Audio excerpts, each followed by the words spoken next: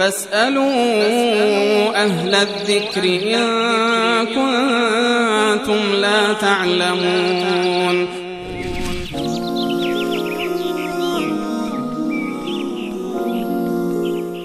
خیر کسی پرنده ای رو شکار بکنه، پرنده زخمی بشه، بعد از چند دقیقه پیدا کنه که جان داده باشه، آیا گوشش حلال است یا نه؟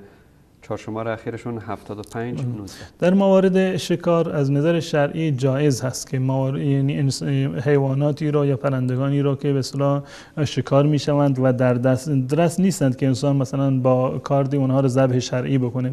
ذبح شرعی اون این هست که وقتی که تیر رو میاندازند حتما باید بسم الله بگویند. اگر در این زمان بسم الله رو گفته باشند و اصابت کرده باشه تیر به هدف و اون پرنده یا حیوان زخمی شده باشه، اما زمانی که میرن دنبال این که جستجوش بکنن میرسن زمانی که در واقع اون حیوان مرده باشه بر اثر این زخم، بر اثر زخم و خونریزی مرده باشه، مطمئن باشند هیچ گونه اشکالی نداره، این حلال هست و خوردنش جایز.